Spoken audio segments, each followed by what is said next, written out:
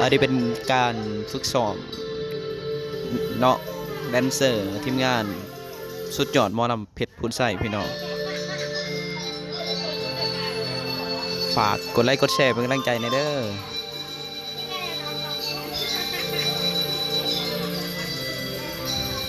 ในเปิดการแสดงในซกปี2020-2021นี่นับรองเจ้าภาพบ่ผิดหวังแน่นอนเนาะปีนี้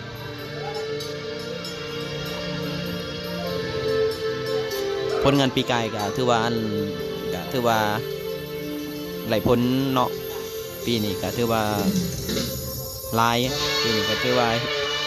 การพัฒนาหลายพี่น้องสุดยอดทีมงานเครื่องเสียงดีเวทีมาตรฐานจากทีมงานอุบลสายันซาว1997พร้อมด้วยโก้นพชัยต้นแก้วน้องแนนสิริรันจันเมือง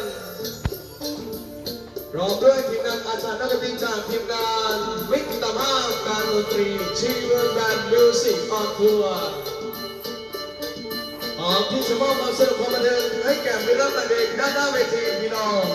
ชาวจังหวัดร้อยเอ็ดสุขุมสุขภาพแล้วณช่วงนี้ครับ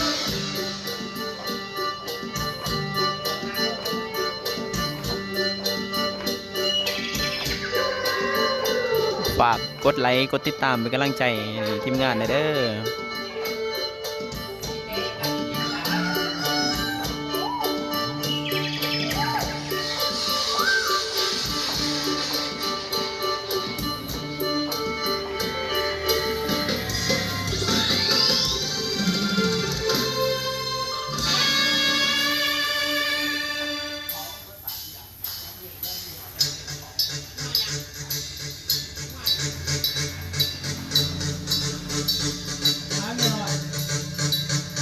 ว่ามันลงในนี้เลยได้นี่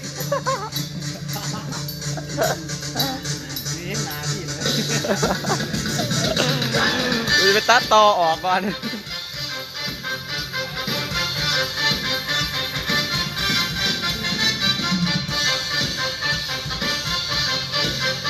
เสียดายสถานที่แคบเนาะพี่น้องเนาะห้องซ้อมเฮากำลังเดิมเฮ็ดพี่น้องแต่ว่าบ่ทันสำเร็จเนาะจะได้ก็ช่วยเป็นแรงใจทีมงานได้เด้อเพื่ออยากให้เบิ่งผลงานมันออกมาได้ดีหรือว่าการแสดงดีๆเพิ่มขึ้นเนาะเพราะว่าเฮาก็มือใหม่พี่น้องต้นพื้นหอนกันยังบ่ทันหลายปานใดเนาะเพราะว่ายังเสียโท่งสอบยังเสียเทือนพักให้นักแสดงแต่ละคนเนาะแคนยังไก่อยู่ขอเห็นใจจากพี่จากน้องเด้อคนด่า1 ไลค์ 1 แชร์ก็ดีใจเนาะ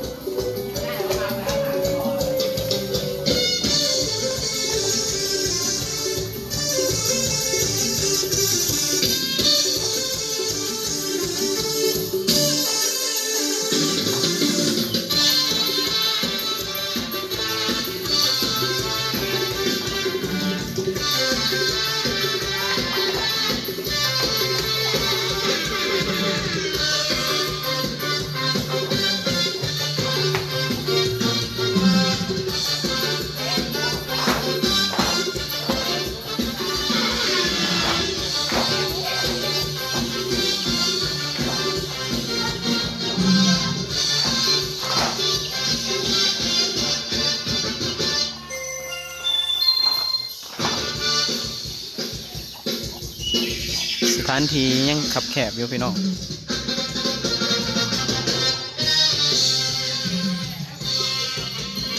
มือเด้อเบิ่ง